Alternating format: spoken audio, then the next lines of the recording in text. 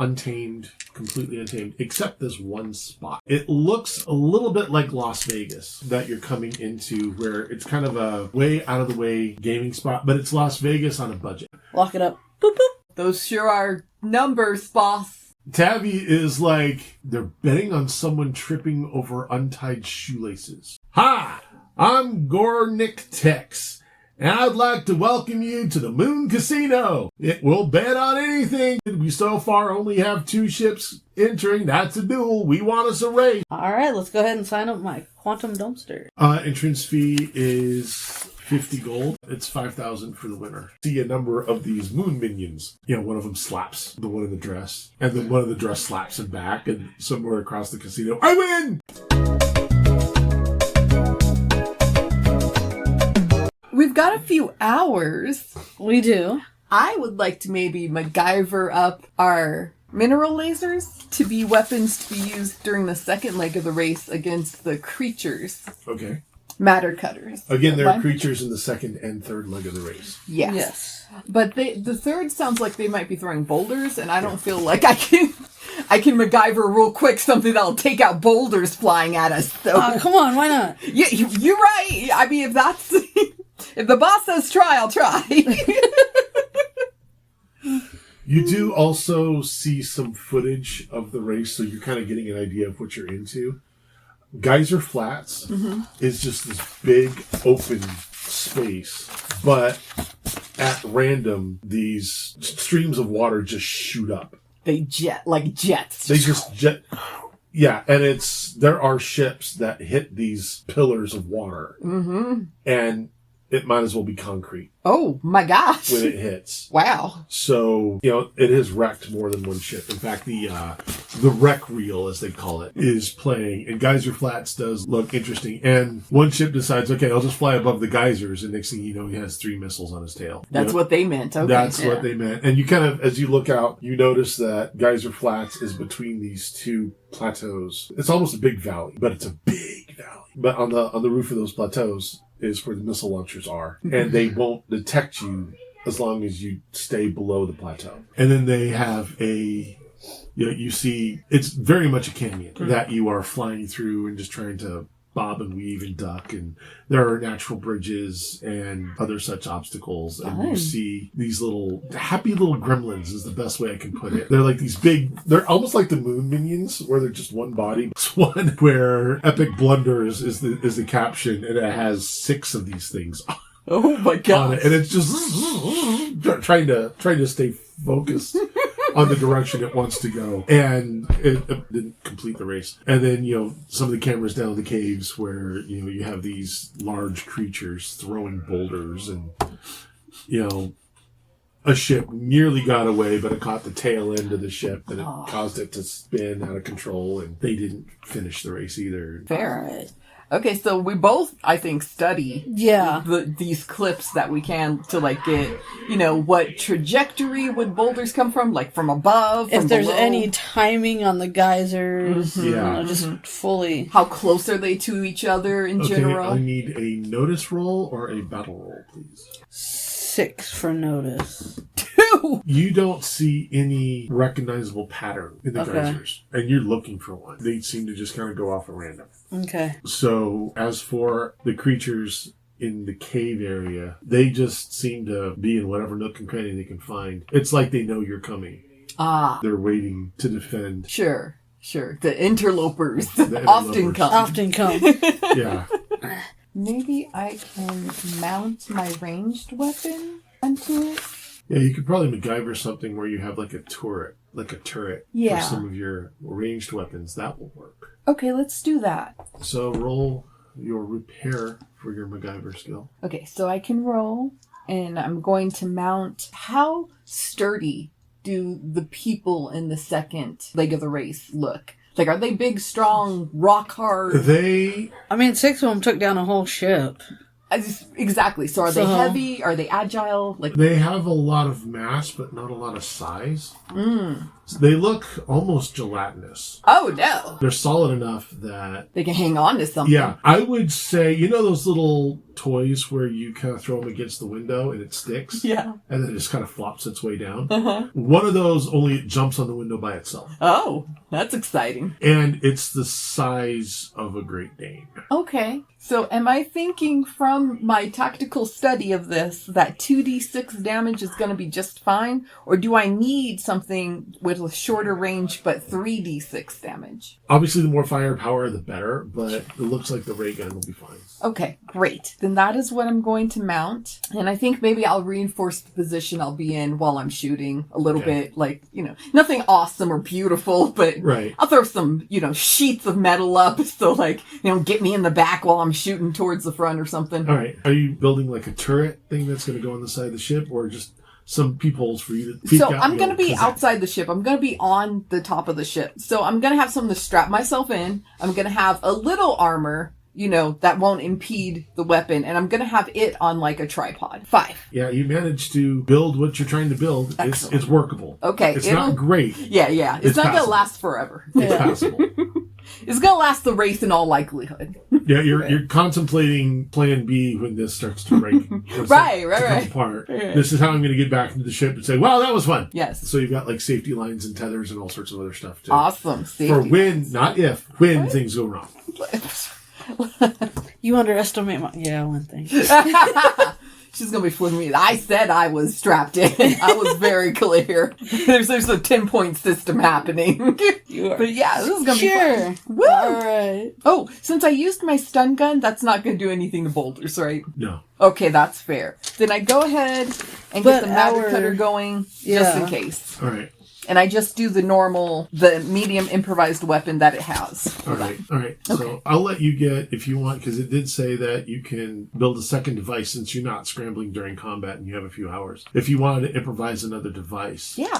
That could kind of basically work as a zap gun. You have one shot with it. Okay, that's fair. Ooh, exploded.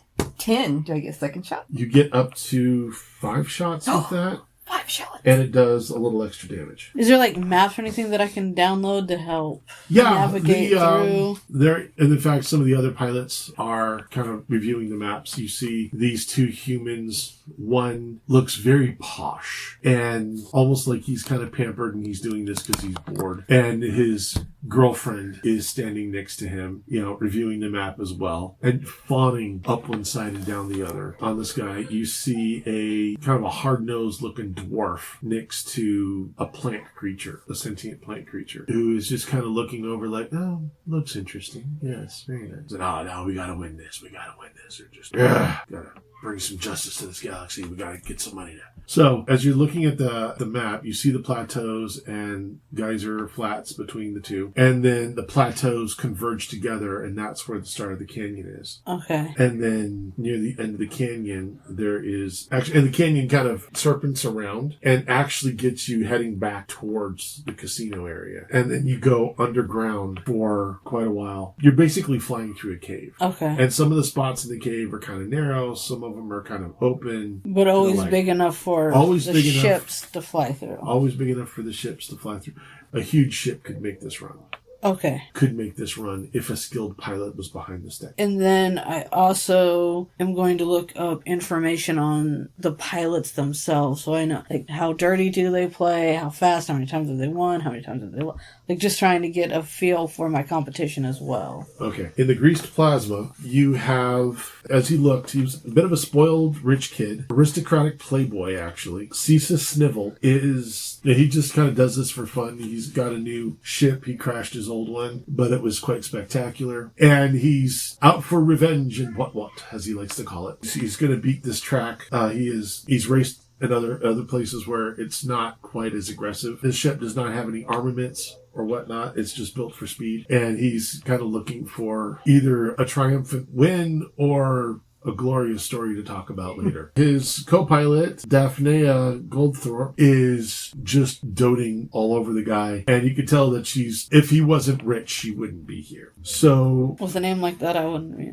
I mean, seriously. So that is the crew of the Greased Plasma. Devastation Enforcement, which is the security patrol ship that has been refitted for, looks like it doubles as a bounty hunting type of ship. You have Galtrox Brimstone, who is a dwarf, kind of like the guy that was on the, kind of like Tex that you saw on the screen. They were both dwarfs. And he has been penalized for a number of races for accidentally discharging the weapons on his ship or possibly causing infractions. You're kind of getting the impression that he is here to learn how to run a clean race. Oh, interesting. So they list the number of tracks he's banned from. Oh, wow. Well, I let Grawria know about that one so that she can watch him a bit closer there. Yeah, his companion is a Florian, which basically is plant person. And, they seem a lot more laid back and not quite hippie. Not quite, dude, just chill. But more Zen monk. We'll just go with it. It'll be fine. We'll deal with it as it comes. Where Galtrox is, all right, yeah, we're going to win this race. We're going to do it. Come on. We need the money. We're just, those guys aren't going to know what hit them. Oh, no way. Vandeman Norwell is like, boss, relax. Enjoy the journey. That's what it's for. We'll be fine. So that's the competition that you're facing. I would like to spend my remaining time looking up why he's banned and like any video clips of the kind of maneuvers he makes. Research. Exploded! It did explode! 8. So you got his racing record. You also got why he is patrolling in his dubiously decommissioned cruiser that he was issued, that he was supposed to return. Oh! But for some reason, the authorities on that particular planet aren't pursuing the matter. I see. The words questionable conduct have come up a couple of times. Yeah, you see him dogfighting with fellow racers. Oh, okay. In some cases, just kind of a sore loser for being in last place and moving up the track by taking them out. And, the quotation of, it's a death race, isn't it? Aren't we supposed to do this? So yeah, there have been some instances where he has opened fire. Okay. Not all of them. Sure. There was that one time where he accidentally bumped into a ship next to him and it kind of sort of went out of control. Ah. There have been other instances where other ships have malfunctioned for some unknown reason. He's competitive and determined to win and rarely does. And when he does, it's questioned. Every time. Okay. So do I get a feel for his style of piloting? His style of piloting are we talking sharp, quick movements? Are we talking misdirection a lot? Like, what's his style? Very much aggressive.